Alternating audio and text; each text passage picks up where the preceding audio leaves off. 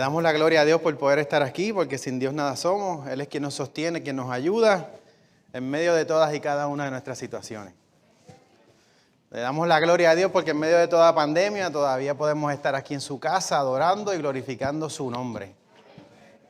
Sabemos que tenemos que tomar las precauciones necesarias, pero aún en medio del tiempo que Dios nos da, estamos aquí y exaltamos su nombre. Amén. El salmista dijo en medio de situaciones difíciles, o de la situación difícil por la cual él está viviendo, dijo: alzaré mis ojos a los montes, ¿de dónde vendrá mi socorro?, dijo el salmista. En medio de la situación difícil que estaba viviendo, dice: levantaré mi vista a los montes, ¿de dónde vendrá mi socorro? Y él dice: mi socorro viene de Jehová, que hizo los cielos y la tierra. Dice: no dará tu pie a resbaladero, ni se dormirá el que te guarda. Mire, eso es lo que dice el salmista. Él sabe que en medio de la batalla, en medio del momento difícil, la ayuda al pueblo venía del que estaba arriba en el monte, porque identificaba si venía algún tipo de ayuda a la distancia. En medio de su desespero, el salmista levanta la vista y dice: ¿de dónde? ¿Quién me va a poder ayudar en el momento difícil? ¿Quién nos va a ayudar en medio de la pandemia? El salmista levanta la vista y dice: Jehová. Nadie más. ¿Quién nos va a poder sostener en momentos difíciles? Dios, que está allá arriba, que tiene su mirada sobre cada uno de nosotros. No dará tu pie a resbaladero, no se dormirá el que te guarda, no se dormirá el que guarda a Israel. Dice: el sol no te fatigará de día, ni la luna de noche. Y yo hablaba con Michelle y decía: ¿qué es esto de que la luna no fatigue de noche? La luna no fatiga de noche. Y me puse a leer y me puse a buscar y encontré que la luna, ellos pensaban que la luna le causaba daño a las personas porque tendían a gruñir los dientes, a crujir los dientes, las personas que supuestamente estaban muy expuestas a la luna. Y tenían a temblar como si fuesen epilépticos. Y entonces el comentarista decía que es que en medio de la noche la persona tiende a preocuparse en medio de la ansiedad, y ahí es que surgen estos síntomas. Cuando crujen los dientes, cuando empiezan el temblor, cuando empieza la preocupación de cada uno de nosotros.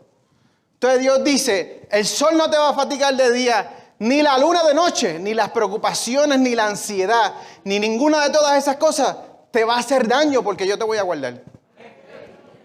Jehová es tu guardador, dice el salmista, y traté de memorizármelo, no solamente para hoy, sino para mi vida. Guardará tu entrada, guardará tu salida. Estará contigo en todos y cada uno de tus caminos. Así que en medio de lo que Dios tenga para nosotros en este día o cada uno de estos domingos, piense de que Dios está a cargo de su vida, de que Dios está a cargo, que sigue sentado en su trono. Que nada ni nadie, que no hay variante, que no hay COVID-19, que no hay nadie que lo mueva de su trono. Amén. Voy a leer la Biblia porque si no sigo hablando del salmo. Judas capítulo 1, versículo 1 en adelante. Judas está justamente atrás, justamente antes de Apocalipsis.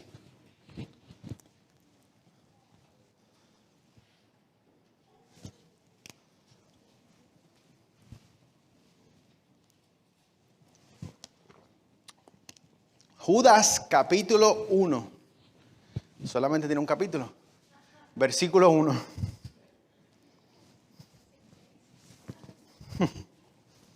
Hay que dar redundancia, ¿verdad? Amén.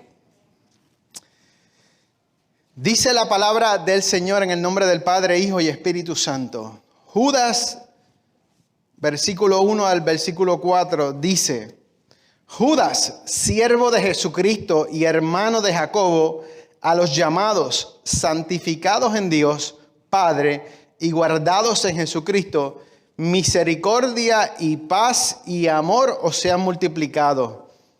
Dice: amados, por la gran solicitud que tenía de escribiros acerca de nuestra común salvación, me ha sido necesario escribirlo, exhortándoos que contendáis ardientemente por la fe que ha sido una vez dada a los santos.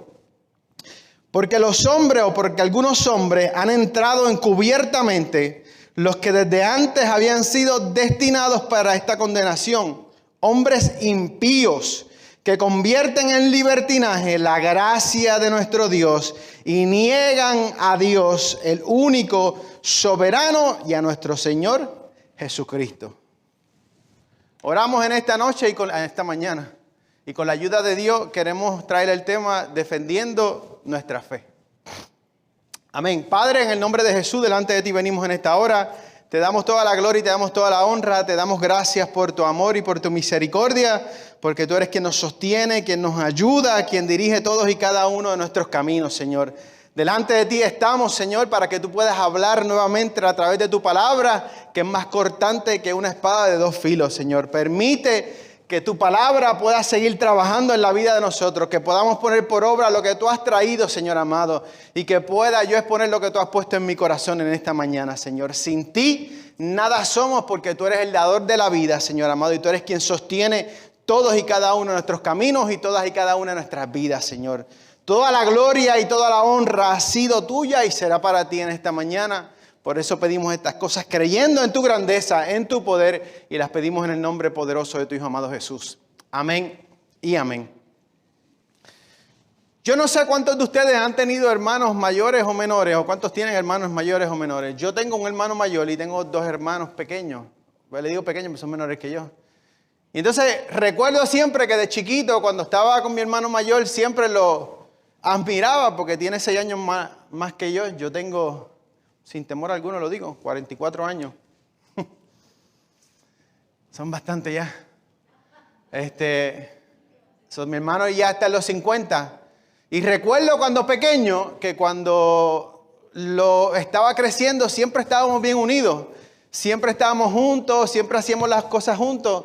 Y de vez en cuando surgía este celo, encontronazo. Yo no sé cuántos de ustedes en Puerto Rico se dice pelear, pero no literalmente pelear, pero ¿cuántos peleaban con su hermano?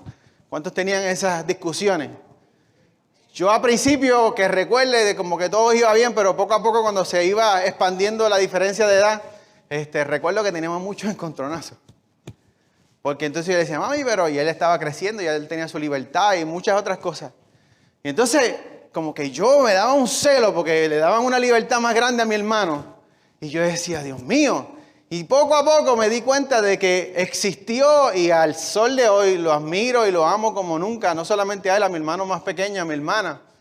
Pero siempre mientras estábamos creciendo, como todo hermano, teníamos nuestros encontronazos. Estábamos juntos, jugábamos, pero de momento como que existían estas cosas que existen entre hermanos. Y recuerdo esto porque pienso en la carta de Judas. Judas, el que escribe la carta, que es Judas, es hermano de Jesús.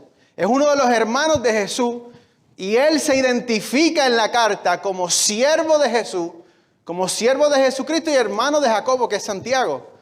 Y entonces el que lo escribe, que la vamos a discutir en unos minutos, el que escribe la carta es alguien que originalmente no creyó en su hermano, que era Jesús. Siempre o en la vida, la Biblia registra que los hermanos de Jesús, ninguno originalmente creyó en él. Entonces Judas comienza su carta identificándose como una persona totalmente diferente ahora. Ahora él sí cree, ahora él es una persona completamente cambiado de lo que originalmente era. Entonces dice la Biblia en el versículo 1, dice, Judas, siervo de Jesucristo y hermano de Jacobo, a los llamados santificados en Dios, Padre, y guardados en Jesucristo, misericordia, paz y amor os sean multiplicados.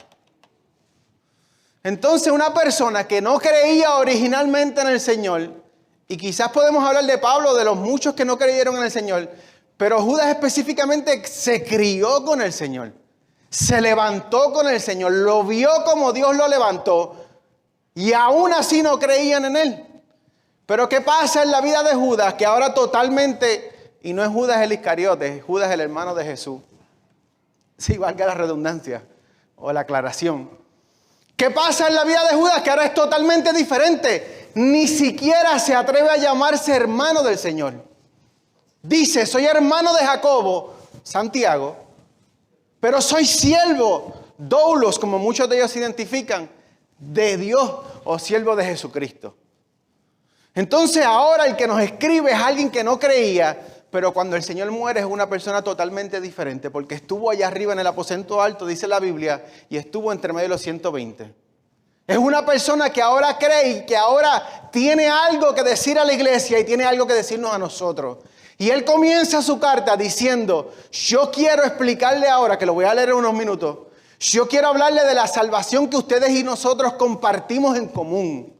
Quisiera hablarle de todas estas cosas, pero existe algo necesario que yo identifique y hable con ustedes antes de que yo pueda hablarle de todas esas cosas. Entonces Dios quiere que nosotros entendamos de que existen muchas cosas en la vida de nosotros que Dios quiere traer, que Dios quiere hablar, que Dios quiere corregir. Pero existe un tema importante en esta mañana, que es lo que Judas estaba tratando de decir. Judas quiere que el pueblo, quiere que a los que él identifica como los llamados entiendan de que quiere Judas compartir la salvación, quiere hablar de lo hermoso que es poder servirle al Señor, quiere hablar de la grandeza de Dios sobre todas las cosas.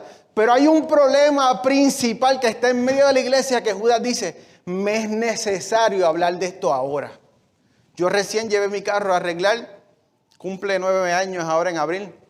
No que le celebre el cumpleaños, pero cumple 9 años y cuando lo llevé al dealer de la Nissan, porque la llave inteligente, que parece que no es tan inteligente nada, dejó de funcionar, lo llevé y cuando a los 15, 20 minutos el técnico sale y me llama y me dice, me da una lista, una lista así. Y me dice, mira, esto tiene que arreglarlo, esto tiene que arreglarlo. Y yo le digo, pero yo nada más vengo por las llaves. Y tiene un líquido de aceite, y tiene esto, y tiene lo otro. Y yo dije, rayos. Yo le digo, lo importante, ¿qué es lo importante? Dime lo importante, porque yo sé que tiene 20 cosas que hay que arreglar, pero ¿qué es lo que tengo que arreglar ahora? ¿Qué es lo necesario? Lo otro yo lo voy a hacer después, no es que no tenga que hacerlo, lo voy a hacer. Y me dice, bueno, la llave y una torquita abajo que estaba liqueando un poquitito de aceite. Y yo le dije, pues esas 2 cosas las vas a arreglar. Las otras 20 las vamos a dejar según el Señor nos ayude y nos supla. Pero las vamos a dejar para después. Entonces, Judas está hablando y está escribiendo su carta y dice, yo quisiera hablarle de muchas cosas, pero hay algo que necesito decirle antes de que yo pueda hablarle de todas esas cosas. Hay algo que es de suma importancia que yo pueda hablarle a ustedes y es que tenemos que defender, dice la Biblia, nuestra fe. Y ya mismo le voy a explicar el concepto de todas las cosas, pero Judas dice, tenemos que defender nuestra fe. Contiendan, y cuando usted escuche la palabra contienda, usted piensa que es una pelea, no, es que lo defienda. Cuando habla de contienda, habla como los jugadores, como un equipo, como las olimpiadas, cuando un jugador compite en contra de otro. Sino que contienda con la fe o por la fe. Que luche por lo que ha creído. Que luche por lo que Dios le dio. Que defienda, no que Dios necesite defensa, pero nos tiene a nosotros. Que no somos perfectos, pero vamos a luchar por lo que un día creímos. ¿Por qué? Porque Judas identifica que existe gente dentro del Evangelio que lo ha dañado. Y que están dentro de nosotros, pero como se ha hablado aquí en Juan, no eran de nosotros. Porque si hubieran sido de nosotros, hubieran permanecido. Pero salieron de nosotros para que se manifestara de que no eran de nosotros. Entonces Judas tiene la necesidad de decirle, y yo le digo a usted que hay veces que nosotros queremos escuchar muchas cosas, pero no queremos escuchar la verdad. Y eso lo hablábamos en los matrimonios, los caballeros. ¿A quién nos gusta que nos digan las cosas? Yo recuerdo hace un tiempo atrás, casi 8 años o más, que yo compré un juego de sala o compramos un juego de sala para la casa donde vivíamos allá en Virginia Beach. Y entonces la casa tenía 3 pisos y el piso de abajo era el garaje. Yo compré el juego de sala, me llama el técnico, el que va a entregarle el juego de sala y me dice, el sofá es muy grande, no sube. Y yo le digo, ¿qué hago? Me dice, yo llevo 25 años en el negocio, 20 años en el negocio de mudanza y yo te aseguro que ese sofá sube, solamente firma el relevo, el release. Y yo te lo subo ahí arriba. Puede ser que lo raspe un poquito por la esquina, pero lo voy a subir. Y yo dije, pues está bien. Michelle me dice, no lo hagas. Y yo, pero si él dice que tiene 25 años trabajando. Y él me asegura, y yo no estaba en casa, yo estaba de camino al trabajo. Él me asegura que lo va a decir. Pero es que no nos gusta escuchar las cosas. No nos gusta que nos digan la verdad. No sé si soy yo, pero a mí a veces no me gusta. Sé que tengo que trabajar con eso. Y entonces le digo, pues súbelo. Michelle me dice, no lo haga. Yo le digo, tranquila, él lo va a subir. 5 minutos se tardó el señor. Me devuelve la llamada y me dice, mira papá, no sube. Y yo le dije, pues está bien, déjalo abajo. Me dice, no, es que ahora lo tengo que dejar abajo porque subiéndolo rompí la luz, o la luz de arriba de la escalera, guayé el sofá y como tú firmaste relevo, ahora no me puedo quedar con él. Y yo le digo, ¿y qué voy a hacer yo con un juego de sala que no puedo subir arriba? No lo puedo dejar en el garaje. Y me dice, yo no sé qué tú vas a hacer, pero yo me voy y me tengo que ir a la otra entrega. Entonces Michelle me dice, ¿qué vamos a hacer? Y yo le digo, yo no sé, por no escuchar lo que me habían dicho. Se quedó el juego de sala abajo, tuvimos que subirlo gracias a la misericordia de Dios, que tenía como un balcón por los lados y lo tiramos por encima del esto, una odisea, y lo logramos subir, pero nunca subió por la escalera. Encima de que se guayó y encima de que tuve que arreglar la luz que él rompió. Todo por no escuchar. Entonces piense de que Judas empieza su carta identificando de que hay cosas que nosotros tenemos que saber. No piense de que cuando Dios, o quizás en el matrimonio o lo que sea, cuando alguien le trata de decir la verdad, no se moleste. Si es la verdad, escuche para que pueda mejorar. Dice, Judas comienza su libro identificándose a sí mismo como hermano de Jacobo, que es Santiago, y esclavo de Jesucristo. Explica su anhelo inicial de escribirles acerca de la salvación que comparten en común, pero interrumpe su escrito por un asunto más importante, la defensa de la fe y los falsos maestros. Para Judas esto era necesario, y cuando dice necesario significa una pesada carga o mandato. Proverbios dice, mejor es la reprensión manifiesta. Proverbios 27, 5 al 6 dice, mejor es reprensión manifiesta que amor oculto. Fieles son las heridas del que ama, pero importunos los besos del que aborrece. Fieles son las heridas del que ama. ¿Qué significa? Que el que te ama te va a decir la verdad. El que te ama te va a decir si están mal. Inoportunos los besos del que te aborrece. Aquel que realmente no te ama, no te va a decir nada. ¿Quién nos ama sobre todas las cosas? Dios. ¿Quién te va a decir la verdad de lo que tienes que arreglar en tu vida? Dios. No te molestes con Dios. No te molestes con cada hermano o cada palabra que se trae aquí en la casa o que quizás tú lees en tu casa. Es Dios.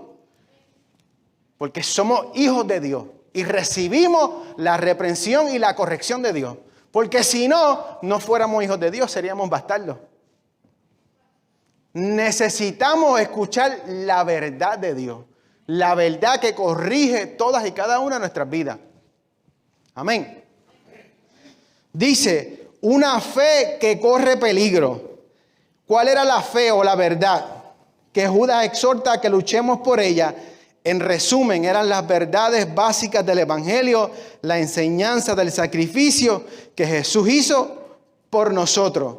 Versículo 3 dice, amados, por la gran solicitud que tenía de escribirlos acerca de nuestra común salvación, me ha sido necesario escribiros, exhortando que contendáis ardientemente por la fe. ¿Qué fe? ¿Qué fe? Será la fe que yo creo que algo va a suceder, la convicción y la certeza de que realmente algo puede suceder en parte. Pero la fe que habla Judas es la fe de la esencia de lo que es el Evangelio. Dice, se han infiltrado en medio de la iglesia gente que no son de Dios, que él lo identifica como falsos maestros o falsos profetas. Se han infiltrado y es menester, Judas le dice, de que defiendan la fe y de que contiendan por la fe. ¿Qué fue lo que usted y yo creímos inicialmente? ¿Qué usted y yo creímos? Que somos pecadores, que no somos nada sin Dios, que hubo uno que hizo el sacrificio por la vida de nosotros. Y eso es lo que estos falsos maestros han estado tratando de que opacar y de poder sacar para el lado la fe que un día usted y yo creímos. Mira lo que dice 2 de Timoteo para que usted me pueda entender un poco mejor. Dice, Pablo hablando a Timoteo, pero tú persistes en lo que has aprendido y te persuadiste, sabiendo de quién has aprendido. Permanece en lo que aprendiste, le está diciendo Pablo. Pablo mismo dice, he peleado la buena batalla, he acabado, 2 de Timoteo 4, 7 al 8. He peleado la buena batalla, he acabado la carrera, he guardado la fe. Por lo demás me está guardada la corona de justicia, la cual me dará el Señor, juez justo en aquel día, y no solo a mí, sino también a los que aman su venida. Pablo dice que aquí se ha hablado de Corintios. La Biblia dice que Pablo fue azotado, apedreado, sufrió naufragio. ¿Qué no le hicieron a Pablo? Él dice, de los judíos me han dado 40 azotes menos uno. Yo he sufrido hambre, desnudez, frío, me han traicionado los hermanos, me han traicionado la iglesia. ¿Qué no había pasado Pablo? Y en medio de lo que había pasado Pablo, al final él dice, he guardado la fe. No solamente la fe, acuérdese de que puede hacer algo, sino la fe de la esencia del evangelio. Pablo dijo, me han golpeado, me han azotado para lograr quitarme lo que yo creí un día. Han tratado de quitarme la esencia de lo que yo creí, pero nadie logró tocar mi fe. Ninguno de los falsos maestros, ninguno de los que la Biblia habla aquí en Judas, que han cambiado la libertad en libertinaje, ninguno tocó mi fe. ¿Usted sabe lo que es eso? Que encima Pablo dice en Corintios que tiene la preocupación de la iglesia. Como si él no estuviese enfermo, dice él. Y yo no enfermo y encima de eso tengo la preocupación de la iglesia. Todo lo que había pasado Pablo, pero él dice, he guardado la fe. Me han tocado mi corazón, mi cuerpo físico, pero mi fe no me la han tocado. Lo que yo creí, como le dice Timoteo, lo que yo creí del principio, nadie lo ha tocado. Lo que yo creí cuando iba camino a Damasco, que me lanzaron al suelo, que me dejó ciego, que me levantó, que no era nadie, nadie lo ha podido tocar.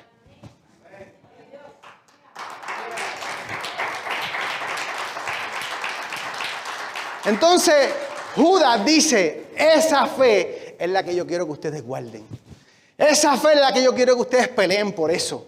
Porque existe gente dentro de la iglesia, en general hablando, que ha cambiado o ha modificado o ha arreglado esta fe.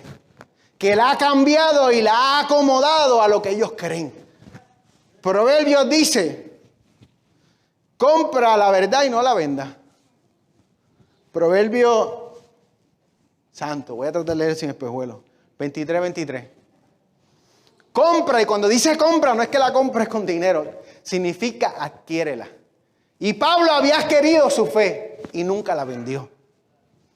Entonces yo no sé qué pasa en medio del pueblo de Dios, de la iglesia en general, que cuando vienen momentos difíciles, cuando viene un camino más fácil, vendemos nuestra fe. Pablo dice, la guardó. Proverbio dice, adquiérela, pero no la vendas.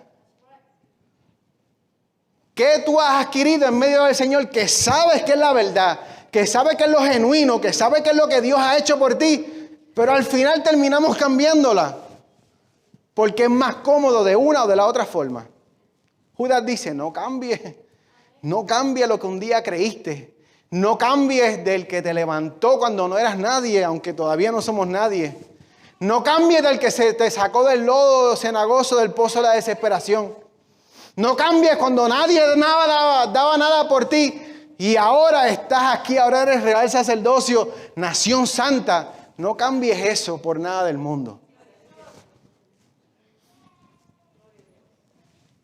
Dice, y le voy a dar un ejemplo antes de pasar al otro punto, para que usted entienda lo que significa la fe en cuanto a la creencia. Dice Hebreo, por la fe no fue traspuesto para no ver muerte, y no fue hallado porque lo traspuso Dios.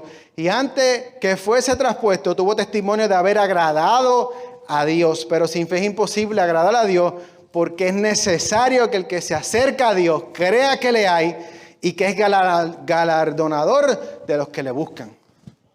Mira el ejemplo de Enoc. Hebreos 11 habla de los héroes de la fe.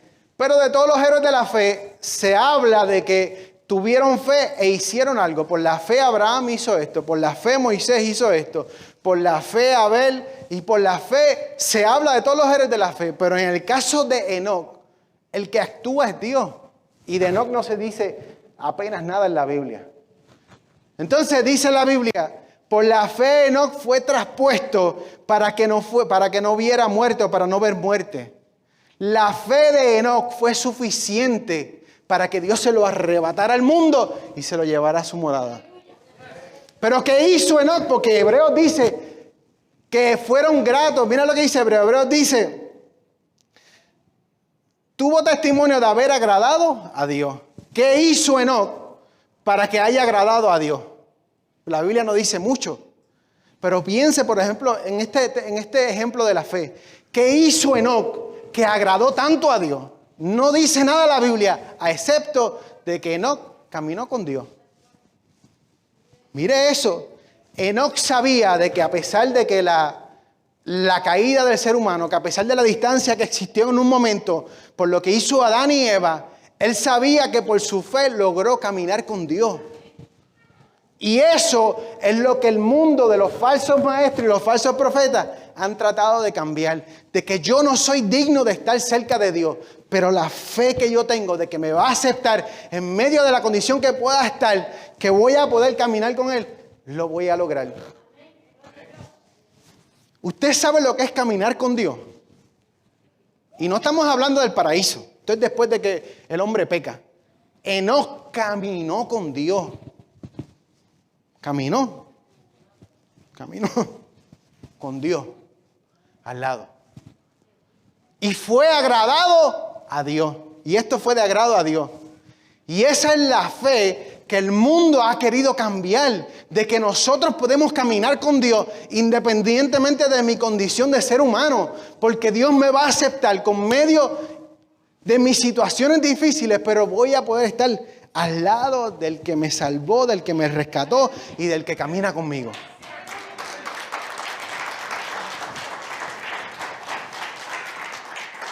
Pero mira esto, para que usted logre, antes de hablar de lo que realmente Judas quiere decir, cuál es el problema de la iglesia.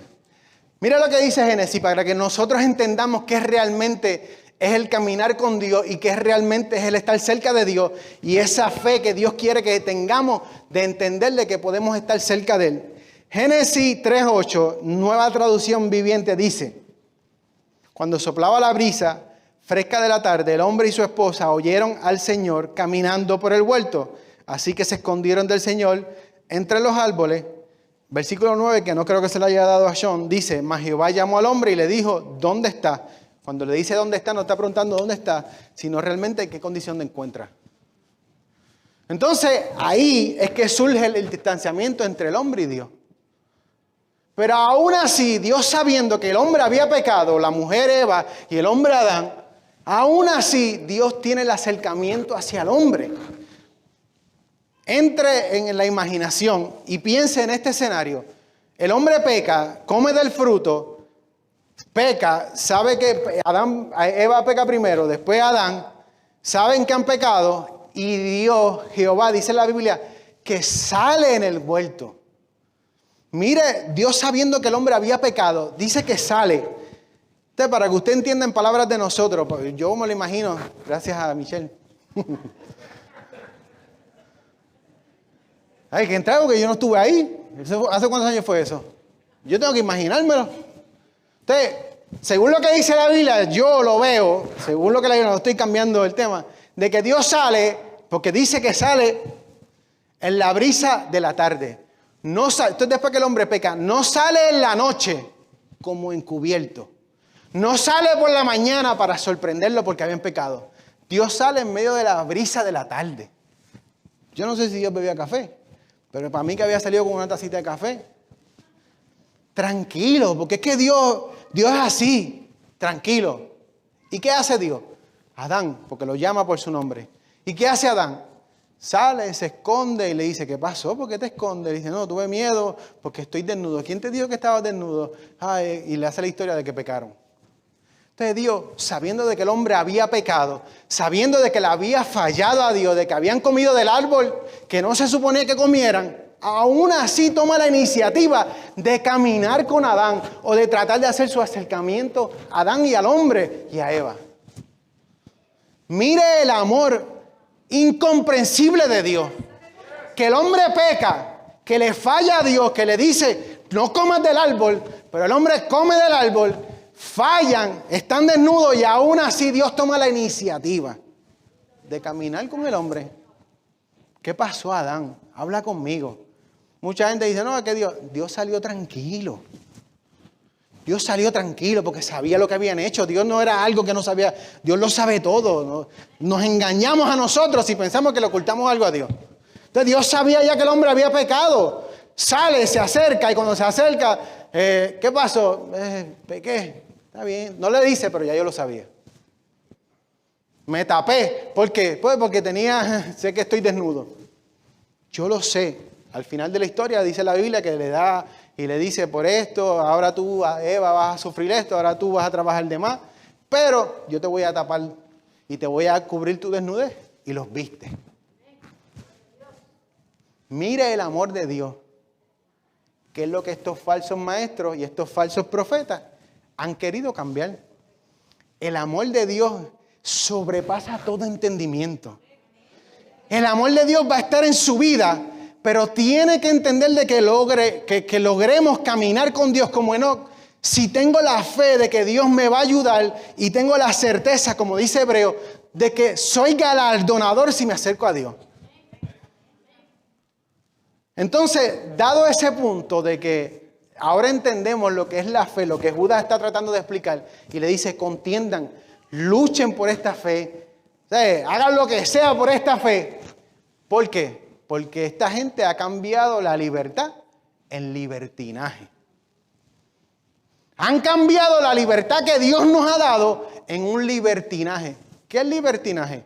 Pues que yo tengo la libertad de hacer las cosas y no existe ningún tipo de límite. Yo hago lo que me da la gana.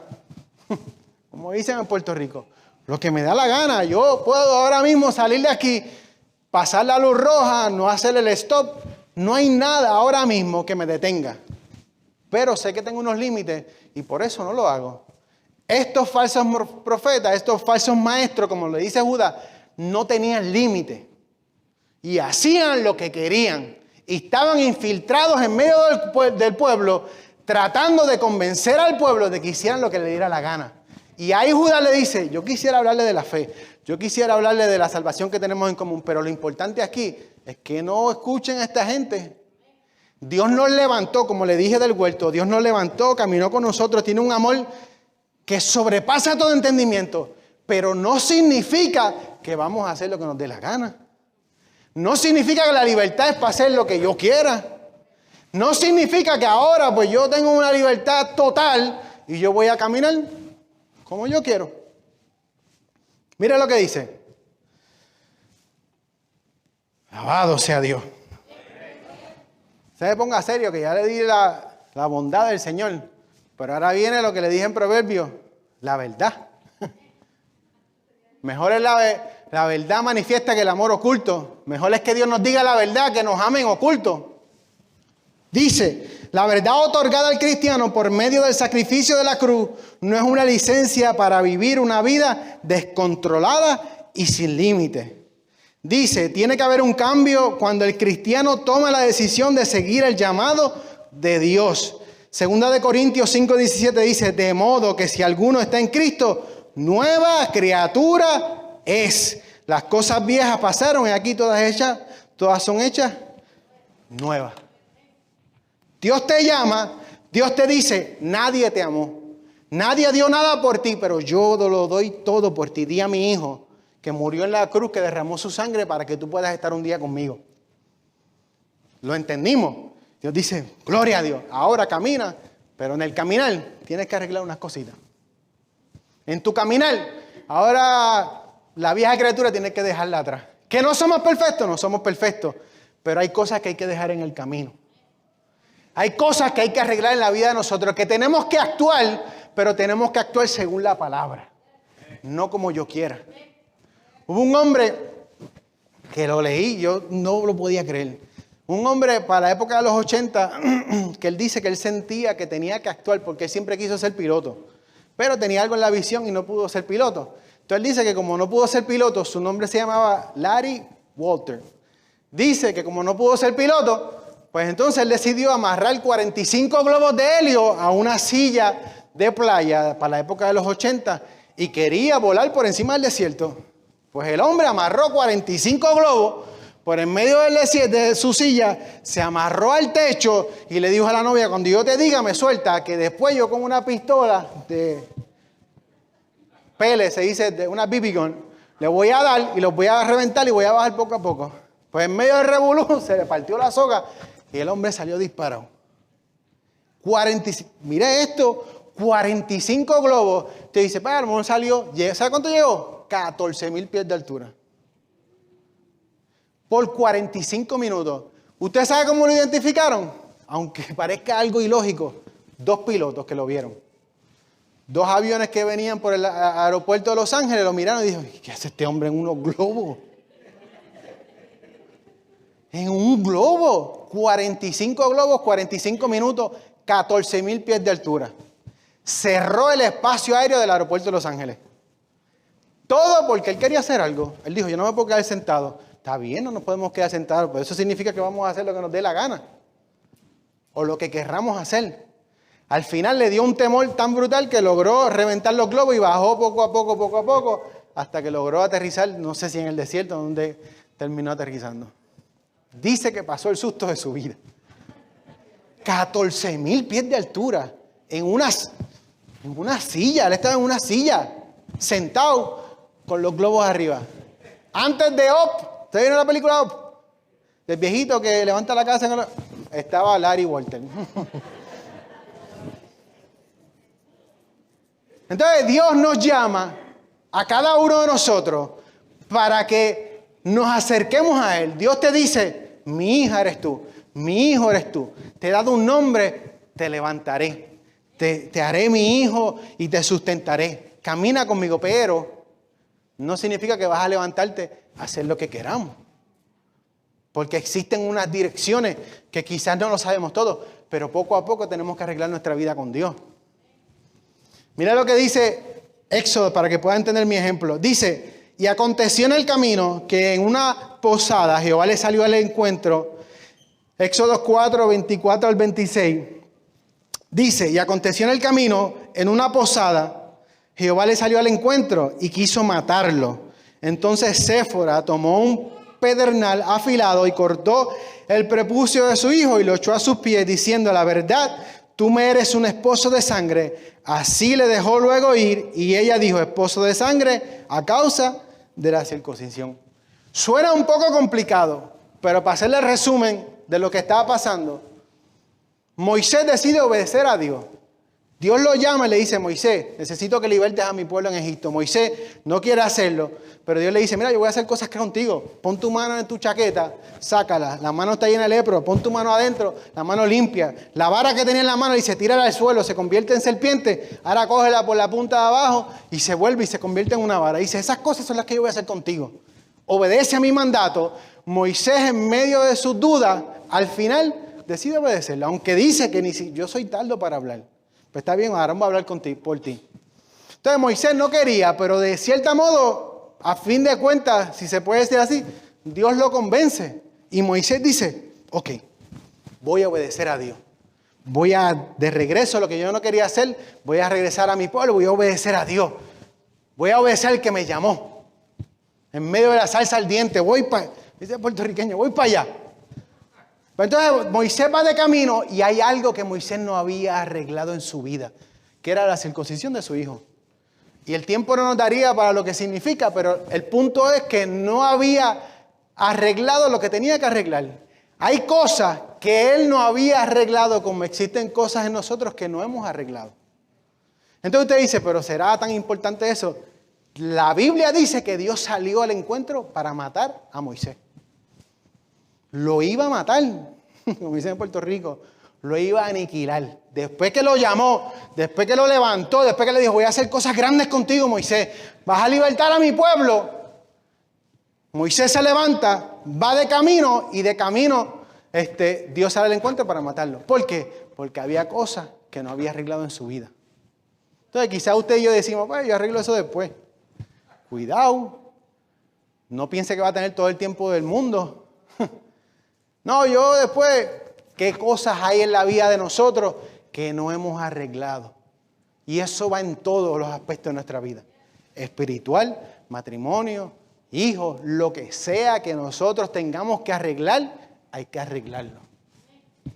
Amén.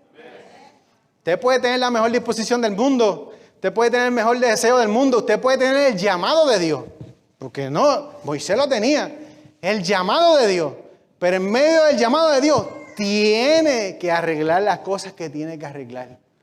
Porque si no, Dios le va a salir al encuentro.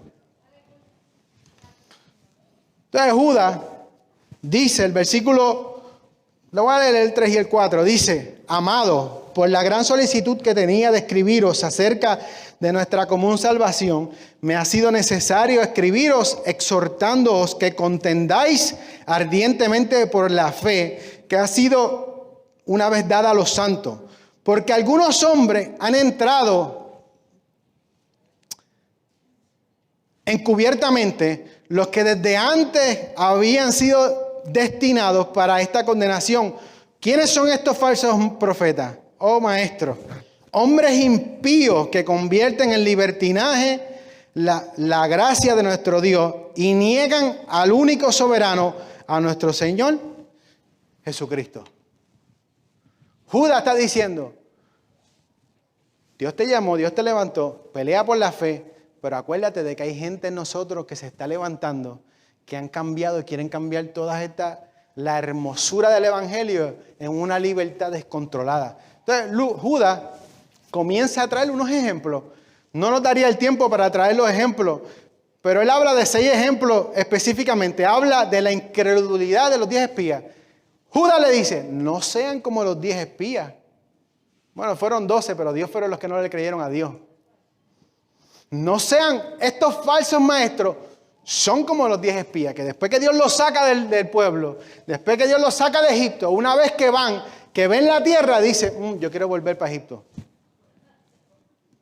Y usted dice, pero eso no es tan fuerte. No, ellos hablaron ahí y dijeron, vamos a apedrear aquí a los que están diciendo lo contrario, que era Josué y Caleb. Vamos a apedrearlo y yo prefiero morir en Egipto que ir a lo que Dios me tiene allá. Usted dice, pero es que eso no es tan fuerte. Dios le sale al encuentro a Moisés otra vez y le dice, en palabras de que nosotros entendamos, Moisés, hazte a un lado un momentito.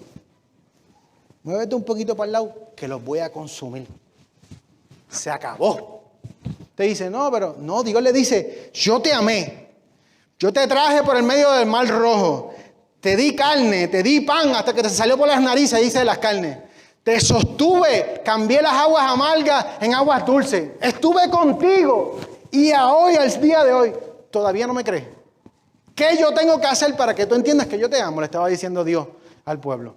¿Qué yo tengo que hacer para demostrar mi amor hacia ti? ¿Sabes qué más tengo que hacer? Y Dios le dijo, ¿hasta cuándo? No, suficiente. Ya, salte del medio que los voy a consumir ahora mismo. No lo hizo por la misericordia de Moisés, que le dijo, Señor, pero... Y los que han escuchado la historia la conocen.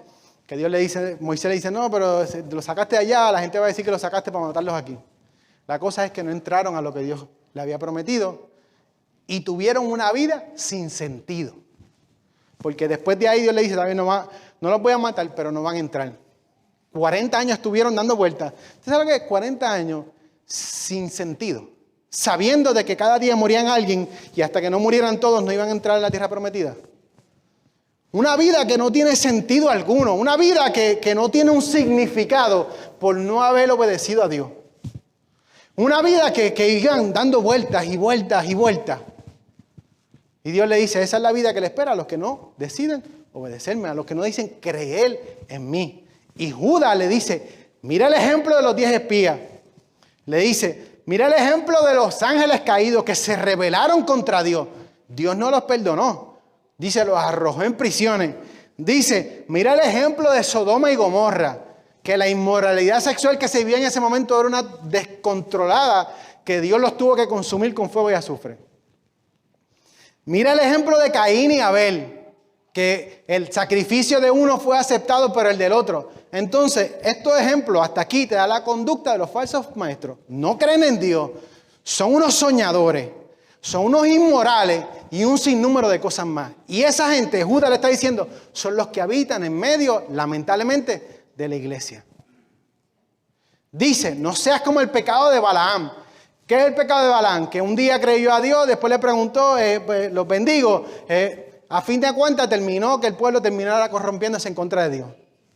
Y por último le dice, no seas como la rebelión de Coré. La rebelión de Coré, ¿qué pasó en Coré? Que otra vez contra Moisés le dice, Moisés, ya nos cansamos. Nos cansamos de que Dios, de que tú seas el que esté a cargo, nos cansamos. Yo también soy santo y Dios puede hablar por mí. Ahora yo y los que están conmigo, que eran como 250 más, nos vamos a levantar para que nosotros estemos a cargo. Moisés, sabio, le dice, pues está bien, se rasga sus vestiduras, hace un sinnúmero de cosas, le dice, vamos a hacer algo. Mañana, y estipula un día, una hora, y le dice, a fin de cuentas, para hacer la historia larga, corta, Moisés le dice, si Dios me escogió a mí, ustedes van a morir como muere cualquier otro mortal. Si Dios los escogió a ustedes, perdón. Si Dios los escogió a ustedes, le dice Moisés, si los escogió a ustedes en vez de a mí, ustedes van a morir como cualquier otra cosa, como muere cualquier persona. Ahora le dice Moisés, si yo me escogió Dios, si Dios me escogió a mí, que se abra la tierra y se los trague ahora mismo. ¿Y qué pasó? Se abrió la tierra y se fue Coré, la familia y todos los que estaban cerca de él. Dios dice, no seas como los de Coré, no seas como los de Sodoma y Gomorra. Existen ejemplos que Judas está tratando de decir, no seas como ellos, porque van a terminar en un camino horrorífico, un camino lejos de Dios y un camino de perdición. No seas como ellos, aprende del ejemplo de cada uno de ellos. Amén.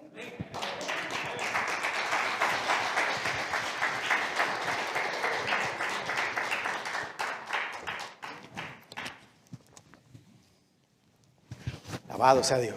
Entonces, Judas, y ya estoy terminando, Judas le dice, no seas como todos y cada uno de estos ejemplos.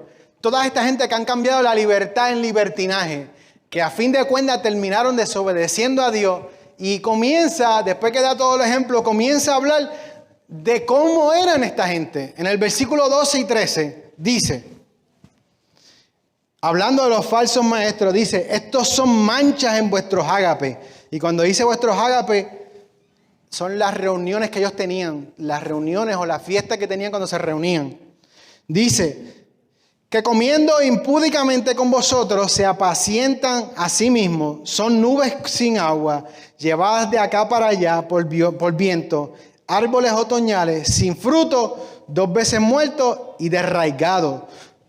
Dice, son como fieras ondas del mar que espuman su propia vergüenza, son estrellas errantes para las cuales están reservadas eternamente la oscuridad de las tinieblas. Entonces, dice, Judas compara a los falsos maestros de solo tener una apariencia en realidad, pero en realidad estaban muertos dentro, eran estériles. Judas los describe como nubes sin agua, árboles sin fruto, olas del mar, estrellas errantes. La Biblia dice que eran unos soñadores, que hoy los ves y mañana no los ves, como las estrellas. Ahí cuando el versículo que le leí, dice que son como estrellas fugaces, que hoy están y tú las ves, las estrellas fugaces las ves y ¿para dónde se fue? No sé, pero estuvo un día aquí. Así son los falsos maestros. Nubes, pero no traen agua. Aparentan algo, pero no lo son. Dice, son como los árboles otoñales, pero no dan fruto. El árbol otoñal era la última cosecha que ellos esperaban antes del invierno. Era la única esperanza que tenían antes de que entrara el frío. Esperaban cosechar algo para que lo sustentase en medio del invierno. Entonces Judas dice, esta gente te promete que Dios te va a sustentar con una teología y con un sinnúmero de cosas que no son realidad. Te prometen que en medio del momento difícil te van a sustentar, pero no lo hacen. Son una apariencia de algo que no lo son. Y lamentablemente se llevan a un montón de gente enredada. Y se llevan a un montón de gente que le cree. Un comentarista dice que son como terroristas. Dentro de las iglesias, pero calladitos, bien vestiditos. Sí, porque pensamos que el enemigo anda con ¿cómo se llama? Con un tridente, unos cuernos. No, dentro de la iglesia se esconden. Terroristas que están calladitos, y no lo digo en modo de esto, pero el comentarista decía que tristemente son como ellos. No tienen temor ni de su vida ni de la vida de otros, porque si tuvieran temor de su vida espiritual se preocuparían por ella. Dice que lo que buscan son las ganancias y la inmoralidad sexual, entre otras cosas. Terroristas que están dentro de la iglesia y un día lamentablemente revientan y se llevan no solamente a ellos, sino a un sinnúmero de gente más. Judas dice, ten cuidado con esa gente que habitan en medio de nosotros. Dios nos guarde en medio del momento difícil. Dios nos guarde en medio de lo que podamos estar pasando, viviendo. Dios nos guarde que ayer en la isla Tongo, allá no sé por dónde, hubo eruptó el volcán y las olas llegaron hasta el Perú. Y hoy me enteré, me contaba Michelle que mató hasta unas mujeres en la playa. Llegó hasta California, hubo una alerta de tsunami hasta en Alaska. Entonces, con lo difícil que ya es el Evangelio, difícil no porque Dios lo haga difícil, pero en los momentos difíciles que vivimos, imagínense, añádele eso a los falsos maestros dentro de la iglesia. Es difícil, pero la única solución sigue siendo esto que está aquí. No existe otra. No hay otro camino. No hay otro atajo. No existe. Es el Evangelio, la fe de un día que tú creíste y que yo creí. La fe de que Dios nos va a sustentar y que en medio de mis situaciones difíciles lograré caminar con Dios. Pero lograré caminar con Dios entendiendo de que hay cosas que tengo que arreglar en mi vida. Sea lo que sea, lo voy a atender y voy a trabajar en lo que tenga que trabajar. Poco a poco, pero lo voy a hacer. Cierro con esto. Dice, al final del libro de Judas, después que él habla y le dice todas las cosas que están haciendo mal, después que habla de los falsos maestros, de los falsos profetas, de todas estas cosas, Judas parece que como que identifica que el pueblo comienza un poco a preocuparse. ¿Por qué? Porque entonces después que, como yo le estaba contando la historia de Judas, le dice, existe una fe de la que creíste, pero existe un montón de gente aquí que ha dañado el Evangelio. Pelea y empieza a darle toda la descripción de los falsos maestros. Y el pueblo como que él pensaba que el pueblo podía como que preocuparse. Y Judas le dice, tranquilo, que el que me guardó a mí, los va a guardar a ustedes. Mira lo que dice el versículo 24. Y aquel que es poderoso para guardaros sin caída y presentaros sin mancha delante de su gloria, con alegría, al único y Dios, nuestro Salvador, sea la gloria, la majestad, imperio, potencia, ahora y por todos los siglos. Amén. Judas le dice, es difícil lo que le estoy diciendo. Es difícil entenderle que vivimos momentos difíciles, de que hay erupciones de volcán, que hay falsos maestros dentro de esto, que hay pandemia, que hay un montón de cosas en medio de lo que vivimos. Pero tranquilo, que yo sé que hay uno que los va a guardar en medio de lo que estén viviendo.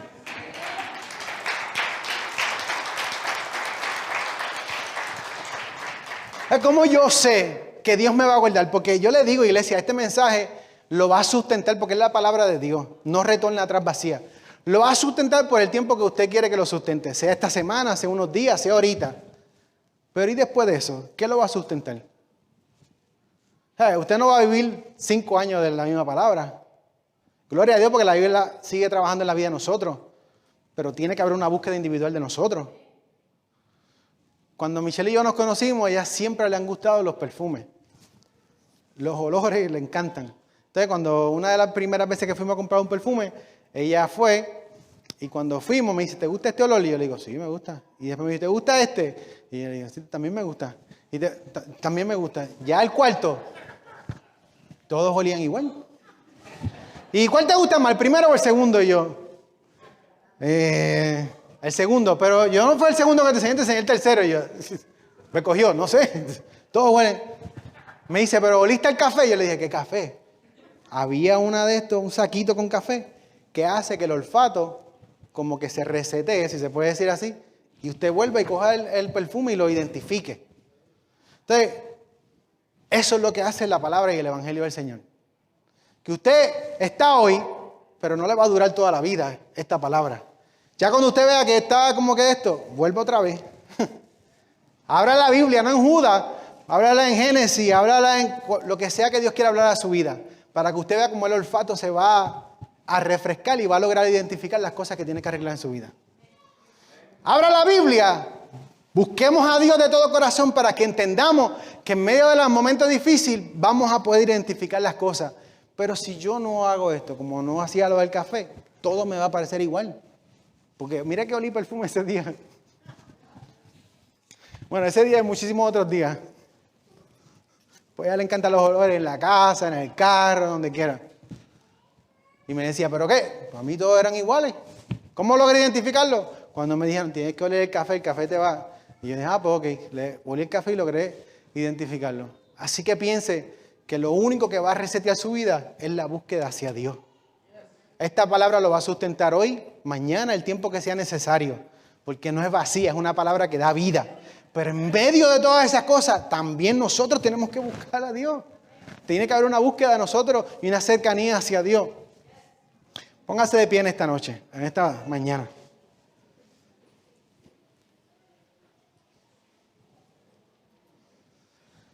Alabado sea Dios. Qué lindo es Dios que nos guarda en medio de todo momento difícil. El salmo que le dije al principio, el Salmo 121, dice 6 veces que Él guardaría a su pueblo. Usa la palabra guardar 6 veces en unos pocos versículos. Así que piense de que en medio del momento difícil, en medio de los falsos maestros que se encuentran de nosotros, en medio de la situación difícil que pueda vivir la iglesia, Dios lo va a guardar. Dios lo va a proteger y Dios va a estar en medio de su caminar. Y piense de que las tormentas que usted y yo vivimos son necesarias. Las tormentas que usted y yo vivimos en los momentos difíciles son necesarias. Le voy a leer esto y cierro con esto, porque es que nosotros pensamos de que el momento difícil, sea la pandemia o sea momentos que nosotros vivamos, son los únicos momentos que no vamos a entender, que no vamos a comprender, que peleamos con Dios. Pero piense de que Dios permite esa situación en la vida de nosotros para hacer algo mejor de nosotros. Dice, cuentan que un día un campesino le pidió a Dios que le permitiera mandar sobre la naturaleza para que según él le rindieran mejores sus cosechas. Y Dios se lo concedió. Entonces cuando el campesino quería lluvia ligera, así sucedía. Cuando pedía sol, este brillaba en su esplendor. Si necesitaba más agua, llovía más agua. Pero cuando llegó el tiempo de la cosecha, su sorpresa y estupor fueron grandes porque resultó un total fracaso. Desconcertado y medio molesto le preguntó a Dios, porque siempre le preguntamos a Dios de todas nuestras males, ¿por qué salió la cosa así? Si Él había puesto todos los climas que Él creyó conveniente. Dios le contesta y le dice, tú pediste lo que quisiste, mas no lo que a la verdad convenía. Nunca pediste tormenta. Estas son necesarias para limpiar la siembra, ahuyentar las aves y los animales que la consumen y purificar las plagas que la destruyan. Así nos pasa. Queremos que nuestra vida sea pura, amor, dulzura y nada de problemas. Entonces piense que las tormentas que Dios permite en su vida y en mi vida son necesarias. No las queremos y no las pedimos, pero están ahí. Y a pesar de que Dios las permite y a veces quisiéramos controlar el clima, como la que viene en unas horas. Alabado sea Dios. Quizás lo vaya y pienso en el frío. Quisiéramos controlar todas estas cosas. Saca lo mejor de nosotros. No queremos que exista el COVID, no queremos que exista falsos maestros dentro de la iglesia, no queremos que exista. Pero eso lamentablemente nos hace crecer. Y en el momento adecuado Dios separará la cizaña del trigo. Amén. Dios lo va a guardar, iglesia.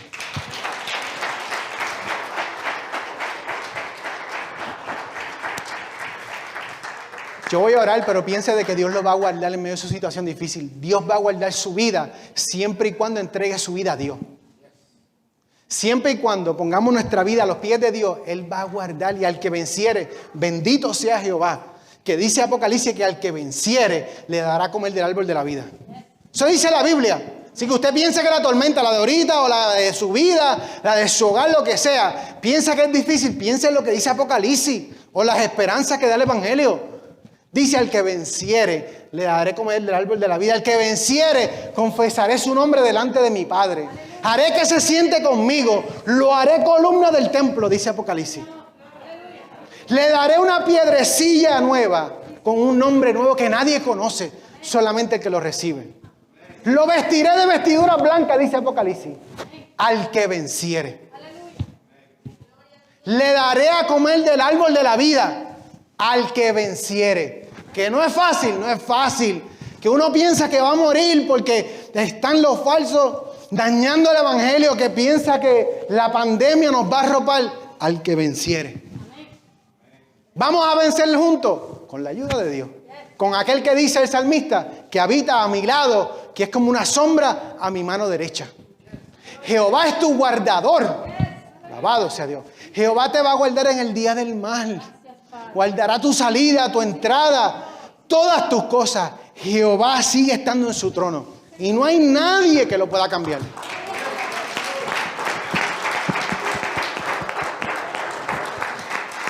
Oramos en esta mañana del Señor. Padre, en el nombre de Jesús, delante de ti venimos en esta hora nuevamente. Te damos toda la gloria y te damos toda la honra. Te damos gracias por tu amor y por tu misericordia. Te damos gracias por este tiempo que tú has hablado a cada una de nuestras vidas, Señor. Te damos gracias porque tú nos levantaste, porque nos sustentaste hasta el día de hoy y porque sabemos que en medio del caminar tú estarás presente en todos y cada uno de nuestros caminos, Dios. Sabemos que es difícil el tiempo que vivimos, que es difícil, Señor amado, lo que está en la iglesia. Que es difícil, Señor amado, lo que vemos fuera de la puerta de nuestro hogar, Dios. Que es difícil creer y ver, Señor amado, que los que un día creyeron en la fe, que los que un día creyeron en la firmeza y en la sustancia de que tú nos levantaste, hoy en día han cambiado el evangelio, Dios. Entonces, si ellos cayeron, ¿qué ha de ser de mí, Dios? Pero sabemos, Dios, que tú nos vas a guardar y nos vas a sustentar en medio del momento difícil. Nos vas a ayudar, tú eres mi sombra, mi mano derecha. Y yo levantaré mi voz a los cielos y diré, ¿quién me ha de ayudar? Alzaré mis ojos a los montes. ¿Y de dónde vendrá mi socorro? ¿Quién me ayudará cuando la luna me fatigue, Dios?